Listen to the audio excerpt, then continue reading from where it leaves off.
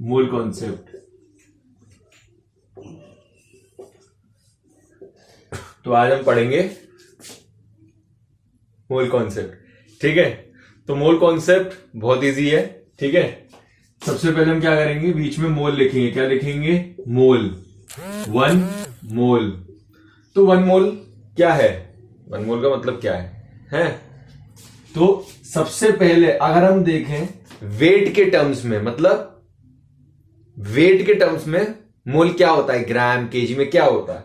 तो 1 mole of any substance, सिर्फ मैं एटम की, मॉलिक्यूल की या हाइड्रोजन की, ऑक्सीजन की बात नहीं कर रहा हूं, इन जनरल 1 मोल का मतलब क्या है, उसके ग्राम एटॉमिक मास या ग्राम मॉलिक्यूलर मास के बराबर। तो वेट में 1 मोल का मतलब क्या होता है, ग्राम एटॉमिक मास या ग्राम मॉलिक्यूलर मास के बराबर। ठीक है, 1 मोल ही आपका नंबर ऑफ एटम्स के मतलब नंबर ऑफ पार्टिकल्स में कैसे होगा, तो it is equal to 6.022 into 10⁻23 particles. Particles का मतलब क्या होता है?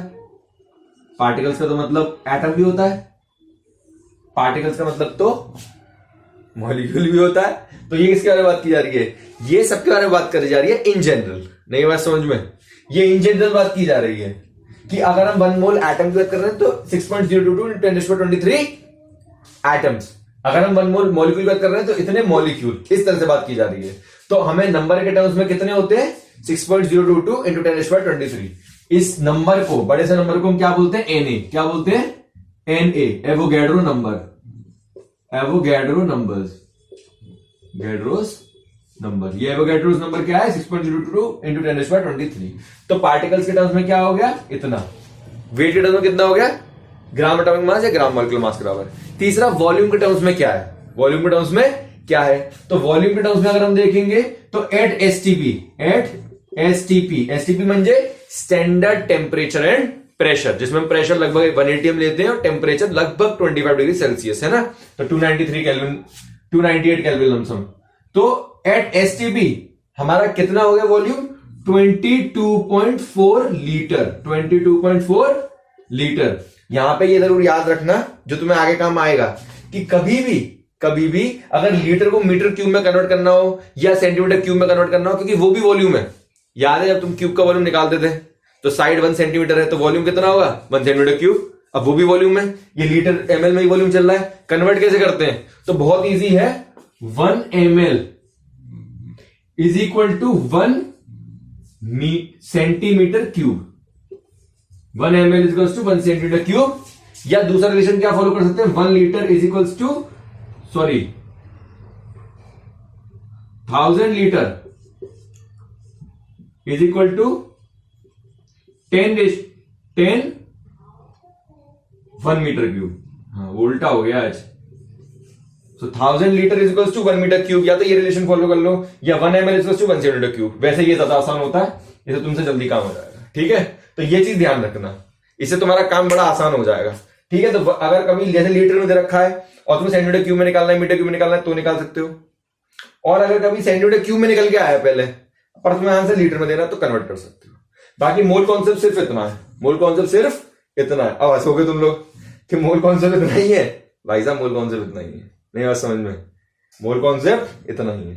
तो मोल कॉन्सेप्ट में क्या है? अगर हम मोल कॉन्सेप्ट को देखें नंबर के टर्म्स में, तो नंबर के टर्म्स में 6.022 10⁻23 बोल ले बेटा, 6.022 10⁻23। ठीक है, पार्टिकल्स हो गए। उसके बाद अगर हम मास के टर्म्स में देखें तो ग्राम एटॉमिक मास या ग्राम मॉलिक्यूलर मास। ठीक है, और अगर हम इसको वॉल्यूम के टर्म्स में देखें तो 22.4 लीटर। नहीं है बात समझ में सबको?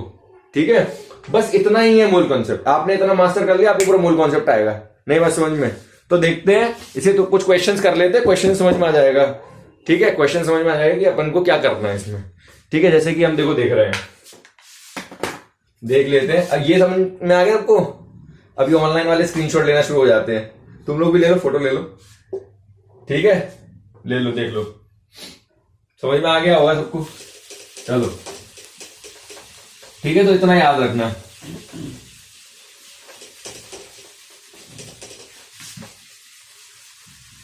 देखो अब तुम्हें बहुत गलत चीज बताता हूं, बहुत बढ़िया, मजा आ जाएगा, मतलब दिल खुश हो जाएगा तुम्हारा। ठीक है, दिलकुश का मतलब मुजरा नहीं करवा करके दिखाने वाला हूं मैं, बात बताने वाला हूं। ठीक है, कभी बचपन में केले लेके आए हो, लेके आई होगे, है ना। जैसे तुमसे बोला कि तुमसे किसी ने बोला कि नंबर ऑफ बनानास कितने होंगे, है ना। मैं तुमसे पूछ रहा हूं भाई कितने केले लाए हो तुम। तुम्हें दो चीजें बता रखी है मैंने, क्या कि एक तो तुम्हारे हाथ में 20 रुपए है और दूसरा एक केला 4 रुपए का आता है। तो मैंने तुम्हें टोटल बता दिया कि टोटल कितना है, और मैंने तुम्हें बता दिया कि कॉस्ट ऑफ वन कितना है। कॉस्ट ऑफ वन कितना है दोनों बताई। तो तुम क्या करोगे, नंबर ऑफ बनाना कैसे निकाल दोगे, total money upon cost of one, ये तो करोगे। मतलब टोटल मनी मैंने तुम्हें कितना दिया, 20 रुपए, एक केला कितने का था, 4 रुपए का। तो नंबर ऑफ बनाना कितने हो गए, 4 5 20, मतलब 5 बनाना तुम ला पाओगे। बताओ, इसके अलावा कोई और संभावना है इस बात में, बिल्कुल नहीं है। आई बात समझ में, इसके अलावा कोई और संभावना नहीं बनती। इसी तरह से हमारे मोल कॉन्सेप्ट के फॉर्मूले बन जाते हैं छोटे छोटे। कैसे, देखो, जैसे हमें बताना है नंबर ऑफ मोल बताना है, क्या बताना है, नंबर ऑफ मोल्स बताना है। किसी को विजिबल ना हो तो बता देना, ठीक है, मार्कर चेंज कर लेंगे। नंबर ऑफ मोल्स बताना है अगर किसी को, ठीक है। तो नंबर ऑफ मोल्स कैसे बताएंगे, अगर हमें मास दे रखा है, क्या दे रखा है, मास दे रखा है कि भाई इतने मास 14 ग्राम में है, इतने ग्राम में, तो गिवन मास अपॉन मास इन 1 मोल, मास इन 1 मोल। जैसे हमने वहां क्या लिया था, टोटल कॉस्ट और कॉस्ट ऑफ 1 बनाना, ऐसे यहां पे क्या लेंगे, गिवन मास मतलब जो भी टोटल मास है अपॉन मास ऑफ 1 मोल। एक मोल में कितना मास होता है, ग्राम एटॉमिक मास या फिर ग्राम मोलिकुलर मास के बराबर। लिख ले बेटा, लिख ले, नहीं बात समझ में, लिख ले बेटा इसे, ठीक है। कैसे समझ में आ गए, अभी क्वेश्चन करेंगे इसके ऊपर ही, ठीक है। तो given mass upon gram molecular mass, समझ में आ गया। इसी तरह से अगर मुझे नंबर ऑफ मोल्स निकालने हैं, परंतु इस बार मुझे मास नहीं दे रखा है, इस बार मुझे नंबर ऑफ पार्टिकल्स दे रखे हैं, तो कैसे निकालूंगा, नंबर ऑफ मोल्स कैसे हो गए, given particles upon particles in 1 mole, upon particles in 1 मोल। एक मोल में कितने पार्टिकल्स है बेटा बताएगा, एक मोल में कितने पार्टिकल थे, एवोगैड्रो नंबर के बराबर, Na के बराबर। तो नीचे किससे डिवाइड करेंगे हम, Na से। तो Na मतलब 6.022 इंटू 10⁻23 से आप डिवाइड कर देंगे, ठीक है। तो आपके नंबर ऑफ मोल्स आएंगे कब, given particles upon Na, given particles upon Na, given particles upon Na, ठीक है। ऐसे ही अगर मुझे नंबर ऑफ पार्टिकल्स फिर से निकालने हैं, अब शायद आप लोगों को समझ में आ गया मैं अगली बार क्या करवाने वाला हूं। हाँ बिल्कुल सही, क्या करवाने वाला हूं मैं अगली बार, अगर मैं यहां पे क्या लू यहां पे वॉल्यूम लू। अगर मुझे वॉल्यूम दे रखा है तो क्या करूंगा, नंबर ऑफ मोल्स कैसे निकलेंगे, गिवन वॉल्यूम अपॉन वॉल्यूम इन 1 मोल, क्या लेंगे, वॉल्यूम इन 1 मोल। तो वॉल्यूम इन 1 मोल क्या था, 22.4 लीटर एट एसटीपी। तो ये तो आप देख ही लोगे, अगर लीटर में दे रखा है वॉल्यूम तो लीटर में लिख लो, और एमएल में दे रखा है तो एमएल में लिख देना। एमएल में कितना होता है, 22.4 लीटर, ये तुम्हें शायद पता ही होगा, ज्ञानी बच्चे हो तुम, नहीं पता है तो देख लो, 22400 ml। अगर एमएल में दे रखा है तो ये कर लेना, ठीक है। क्लियर हो गई, चमक गया।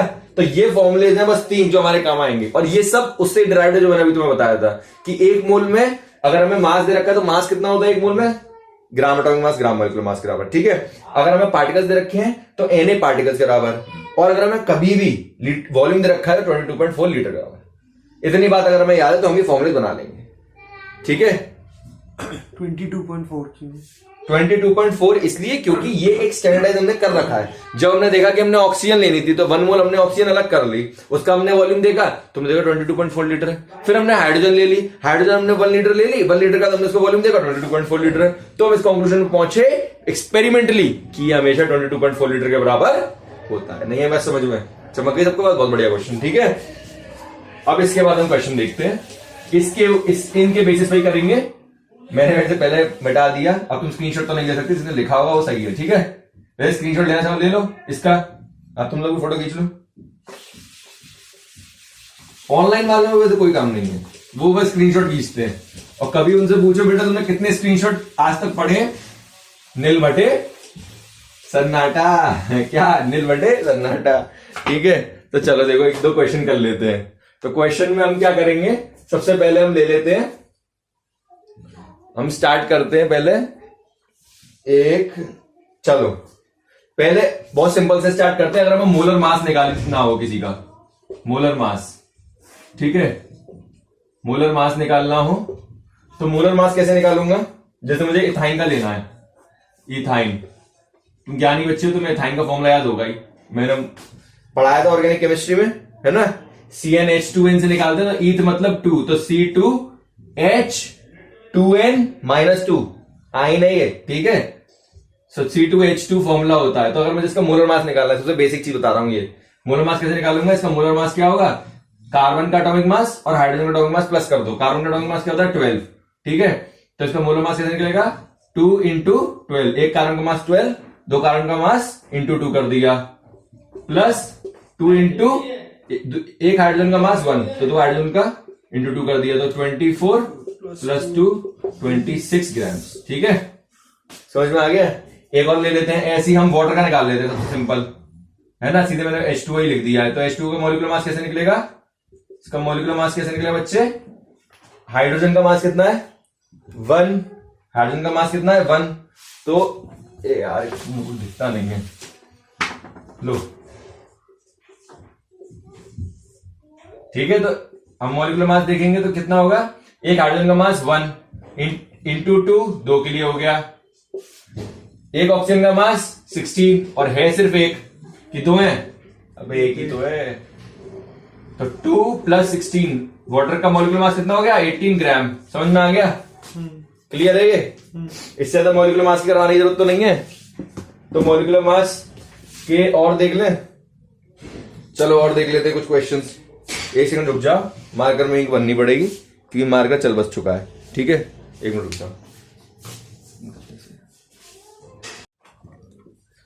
चलो देख लें इसके आगे। अब मोलर मास तो तुम्हें समझ में आ ही गया होगा, है ना।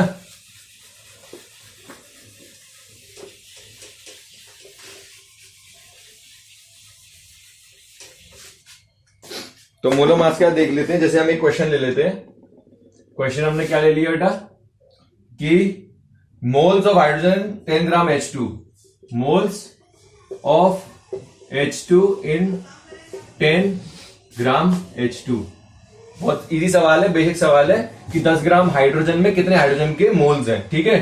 तो सोचो इसमें क्या है, कौन सा कंसेप्ट लगाएंगे हम, क्या दे रखा है यहाँ पे, मास दे रखा है, वॉल्यूम दे रखा है कि नंबर ऑफ पार्टिकल्स दे रखे हैं, बता दो मुझे। मास दे रखा है, नंबर दे रखा है कि नंबर ऑफ पार्टिकल्स, मास दे रखा है। तो हम फॉर्मूला क्या लगाएंगे, number of moles is equal to given mass upon, क्योंकि यहां मॉलिक्यूल है, ये क्या है हाइड्रोजन एक मॉलिक्यूल है ना कि एटम है, H2 की बात करी जा रही है, तो ग्राम मॉलिक्यूलर मास, ठीक है।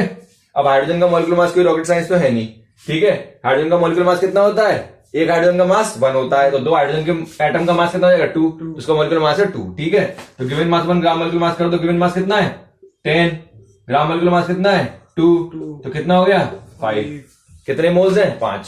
कोई दिक्कत इस बात में, चमक गया, तो बहुत आसान है, ठीक है। हाँ बहुत आसान तो तुम्हें लगेगा ही बेटा, यहाँ पे पढ़ने के बाद सबको आसान ही लग रहा होता है, ठीक है। पर फिर घर जाके नहीं पढ़ते हैं ना, जैसे ऑनलाइन वाले अपना फोन बंद करने के बाद वक्त से सो जाते हैं, अगले दिन क्लास से पहले उठते हैं, फिर उनको कुछ आसान नहीं लगता है, फिर तो सब कुछ अलग है, सब कुछ नया है, कुछ हो गया है, कुछ हो ही गया है, ठीक है। तो मोल्स ऑफ वाटर देख लेते हैं अपन, इन 44.8 litre,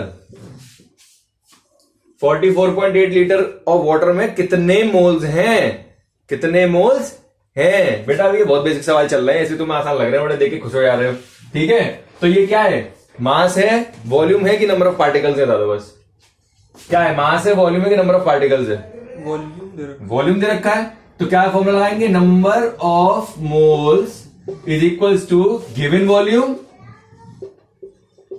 upon gram molecular volume. वो ग्राम मॉलिक्यूलर वॉल्यूम क्यों, एक मोल में वॉल्यूम कितना होता है 22 22.4 लीटर। तो 22.4 से हम डिवाइड कर देंगे तो क्या हो गया 44.8 अपॉन 22.4। देखते ही चमक गया, दिल खुश हो गया कि ये डबल है। तो कितने हो गए 2 मोल। तो कितना पानी है ये 2 मोल है ना। कितना पानी हो गया 2 मोल है ना। आज ब्लू है पानी पानी और दिल भी सानी सानी। अब थोड़ा सा और समझते हैं इसमें, ठीक है। अब अगर मैं बोलता मोल्स ऑफ वाटर नहीं, अब मुझे बताओ मोल्स ऑफ किसके बताओगे, हाइड्रोजन के बता। चलो hydrogen atom, moles of hydrogen atom in 44.8 litre of water. करो सॉल्यूशन। ये भीगी निगाहों से मेरी तरफ मत देखा करो कि सब कुछ मुझे सॉल्व करना है, कुछ खुद भी कर लो, ठीक है। तो मोल्स ऑफ हाइड्रोजन एटम बताने हैं 44.8 लीटर ऑफ वाटर में। दुनिया घूम चुकी याद होगी, ठीक है। तो नंबर ऑफ मोल्स क्या होगा इसमें, नंबर ऑफ मोल्स अभी निकाले थे, जो किसके निकाले थे, किसके निकाले थे पहले मोल्स, अभी निकाले थे वाटर के निकाले थे। तो number of moles of water 44.8 litre में कितने थे 2 मोल्स अभी निकाले थे। गिवन वॉल्यूम अपन 22.4 लीटर करके, तो 2 मोल्स किसके आए थे वाटर के, 2 मोल्स के आए थे वाटर। बहुत बढ़िया, खूबसूरत बात। तो H2O के 1 मोल में, 1 मोल H2O में कितने मोल हाइड्रोजन है, हाइड्रोजन एटम, हाइड्रोजन एटम लिखा है मैंने, H2 मत कर देना ऐसे। 1 मोल हाइड्रोजन मतलब जो वाटर है उसमें हाइड्रोजन के एटम कितने हैं 2 एटम्स। 2 एटम। नहीं बात समझ में। तो 2 मोल में कितने होंगे 4, सॉरी 2 एटम है मतलब 2 मोल एटम, 2 एटम नहीं लिखेंगे हम यहाँ, 2 मोल है। जैसे 1 मोल वाटर में, एक्चुअली इसको पहले ऐसे लिख लो, 1 मॉलिक्यूल वाटर में 2 मॉलिक्यूल्स या 2 एटम हाइड्रोजन है। अब तुम लोगों को समझ में आएगा, 2 एटम हाइड्रोजन है। तो 1 मोल वाटर में कितना हो जाएगा 2 मोल हाइड्रोजन है ना, और 2 मोल हाइड्रोजन में कितना हो गया 4 मोल। तो अब बच्चों को समझ में आ रहा है, ये सारी तो यूनिटरी मेथड जैसा है, कुछ यूनिटरी मेथड जैसा था कि 1 मोल वाटर में अगर 2 मोल हाइड्रोजन थे, 1 मोल वाटर में 2 मोल हाइड्रोजन थे, तो 2 मोल वाटर में 4 मोल हाइड्रोजन हो गए। अगर मैं 1 के बाद यहां पे लिखते सीधे 10 मोल वाटर में कितने हैं, तो तुम क्या कहते 10 मोल वाटर में कितने हो जाएंगे 2 इंटू 10 20 मोल हाइड्रोजन हो जाएंगे, है ना। समझ में आ गया, ठीक है। एक आधा एग्जाम्पल और कर लेते हैं, इतनी गंदी शक्ल बना रहे हो तुम, ठीक है। अब थोड़ा सा चलो सिंपल एग्जाम्पल ले लेते हैं। और समझ में आ रहा है कि नहीं आ रहा, चमक रहा है कि नहीं चमक रहा। एक बार दिल खुश करके तुम थोड़ी सी मध्यम सी स्माइल दे दिया करो, तो हमें समझ में आया था कि चलो बच्चे गिगलिंग कर रही हैं, इसका मतलब कुछ कुछ चमक रहा है, ठीक है। तो चलो कुछ और ले लेते हैं। तो है छुट्टी करनी है, रुक जा यार, अभी रुक जाओ, छुट्टी करनी है, चलो इसके बाद कल समझते हैं, ठीक है। समझ में आ गया ना इतना आज के लिए, यस सर। तो ठीक है, थैंक यू सर।